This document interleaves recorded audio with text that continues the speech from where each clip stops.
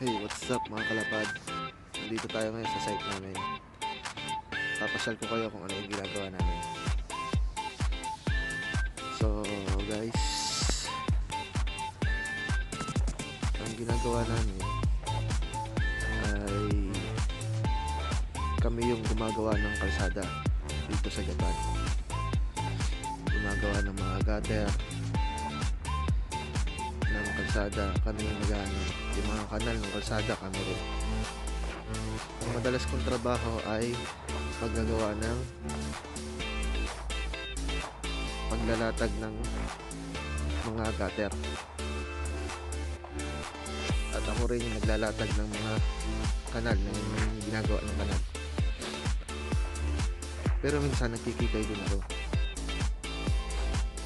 Pag walang tao, mahawak din ako ng machine.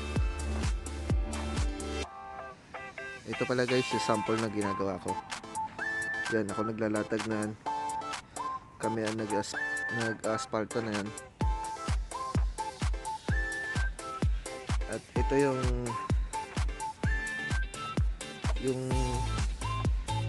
kanal na sinasabi ko, saka yung pundasyon niya. Yan.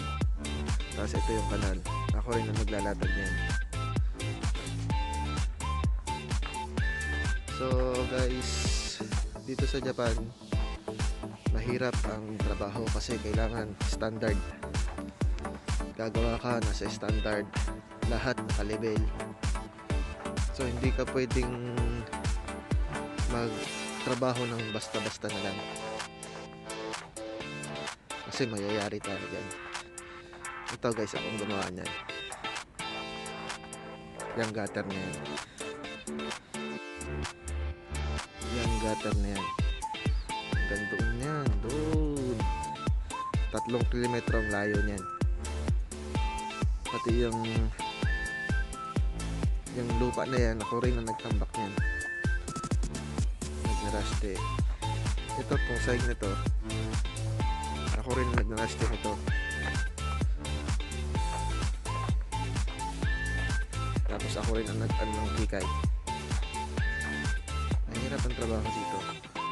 Buti na lang nakuha natin ang tiwala ng mga Hapon, kaya nakapagtrabaho tayo ng ayos.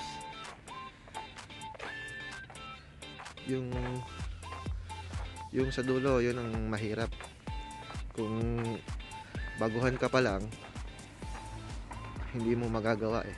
Kahit mga Hapon, nahirapan doon kasi paliko-liko.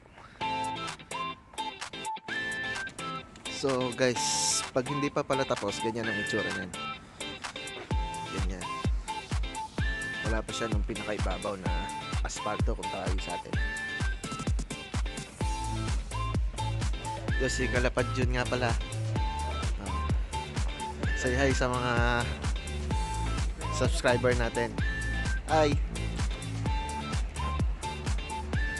So guys, nakikita nyo, meron pa yan sa ibabaw. Yan yung mga kikay na ginagamit namin. Mamaya siguro papakita ko sa inyo yung sa taas. Yung sa taas, yun yung mahirap na ginawa namin, kasi paliko-liko yung ano niya, yung gutter niya. Ang hirap maglatag. Pero yan yung kikay na ginagamit namin. Yan pa doon. So guys,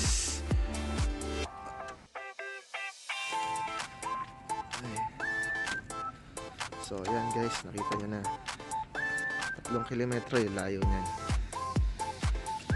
Malayo yan. Yung sa taas, siguro mamaya ko na lang ipapakita sa inyo. Sa ngayon, ito muna. So hindi pa tapos yan guys, kasi meron pang ano yan, may grills pa yan na ilalagay. Diyan nilatag kong yan, yung may mga butas na yan. Diyan ilalagay yung grills. Parang ganito guys, parang ganyan.